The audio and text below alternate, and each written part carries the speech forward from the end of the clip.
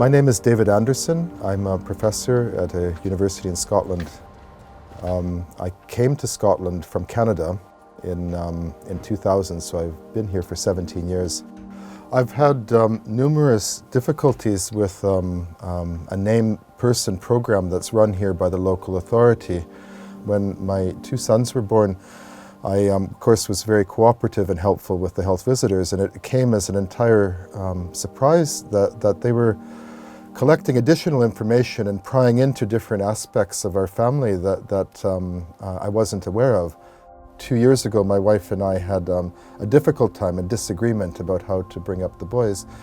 And my feeling was that the locally empowered named person took advantage of this disagreement to try and build a case to remove the children from my care. One of the problems was that none of the information that was being harvested about us I was able to get access to. It was forbidden. After a long struggle of filing subject access requests, I got a long document similar to this with 60 pages of notes, some of them daily or twice a day, about observations or hearsay that the health visitor named persons had actually collected. It was very difficult to understand what was written in this document because almost 90% of it was redacted, blacked out, and so you would only find little pieces and fragments of information. But from the fragments that were there, it seemed that they were concerned that the infant at the time, who was just over a year old, was sucking his thumb, which is not unusual for infants of that age.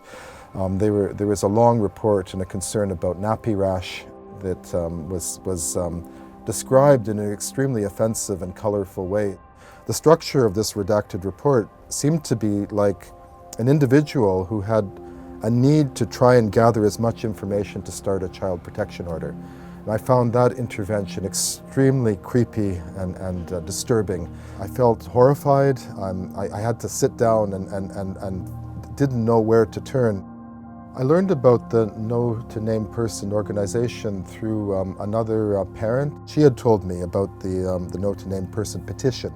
I think the Supreme Court decision has been very clear that the powers invested in this particular act and within the local schemes that are still running are so encompassing that they're open to abuse. The design of it was to collect data in a mass way, share it with a mass number of professionals with very little control over the process.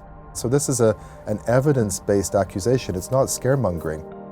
So my advice to the Scottish Government would be to listen to parents, put faith in the existing child protection mechanisms, perhaps increase their budgets, and stop investing in a wide population-based monitoring scheme that really brings no benefit at all to the vast majority of the population. If I think back over my encounters with the named person scheme and the people acting as named persons the last 2 years, I found that I was very little support for parents in need, that it was a system designed to hoover up private and personal data and to air dirty laundry and to share it as widely as possible without any context or without even knowing what information was being shared. The fact that I wasn't given access to this information was creepy. It was shocking. We felt very insecure dealing with this system that seemed to want to make monsters of us, and so our reaction was to withdraw from the system, not to trust it. And if that were to continue across Scotland, that would be a disaster.